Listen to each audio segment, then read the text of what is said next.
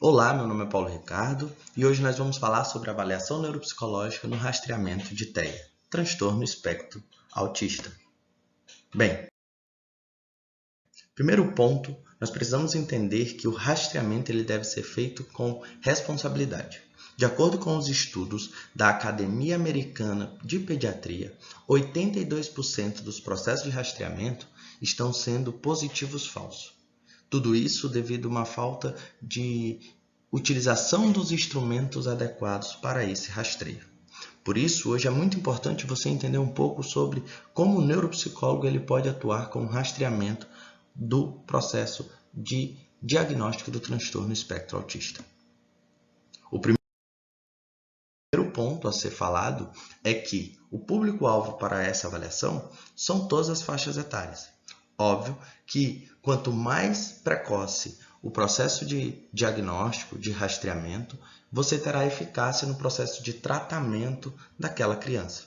Ou seja, utilizando instrumentos válidos e fidedignos, você terá um resultado maior no seu diagnóstico, principalmente nos transtornos de desenvolvimento infantil. Falando um pouco sobre a importância da avaliação neuropsicológica, é de suma importância destacarmos que essa avaliação ela é muito mais eficaz quando a criança tem 3 anos de idade.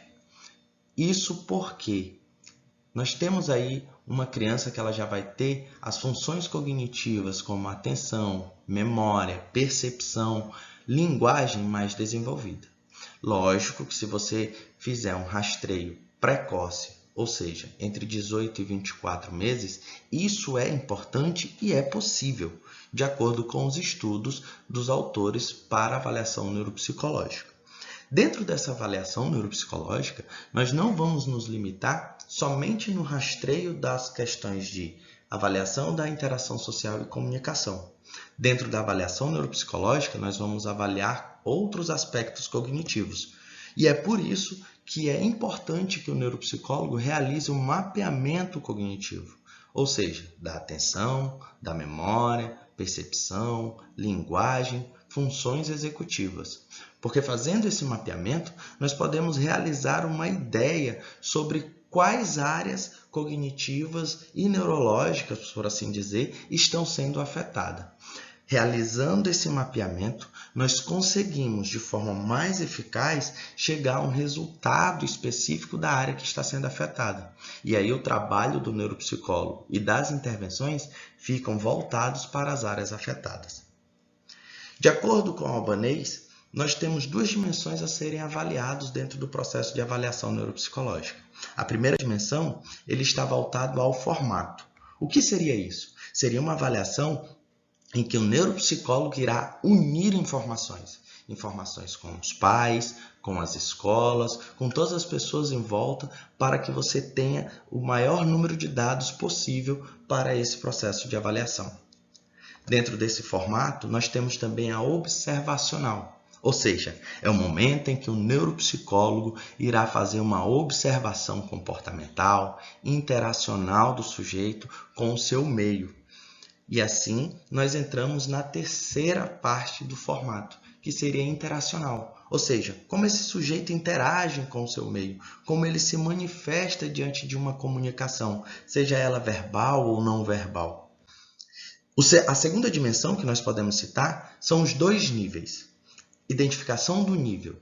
O nível 1 seria uma avaliação neuropsicológica em que o sujeito irá identificar comportamentos autistas de risco da população geral, ou seja, comportamentos atípicos da população geral dessas crianças.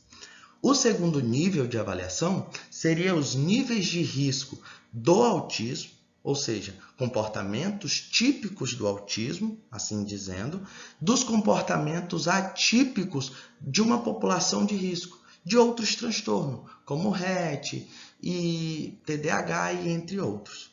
Lembrando que há sempre comorbidades dentro do processo de avaliação. Com isso, é muito importante nós entendermos que a avaliação e os instrumentos para esse rastreio são restritos ao psicólogo e ele precisa utilizar de forma positiva e de forma ética e responsável para que ocorra mínimos erros dentro do processo de avaliação. E aqui eu quero apresentar para vocês 3 principais instrumentos. O primeiro é o Protea, um mecanismo de teste que você coleta informação tanto com os pais quanto com o processo observacional clínico da criança para esse rastreio. O MChat-RF, onde você vai identificar um rastreio de nível baixo, moderado e grave. E nós temos o CARS.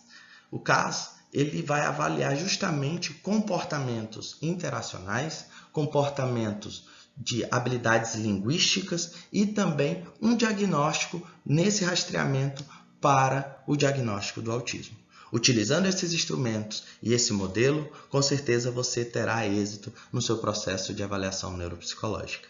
Muito obrigado.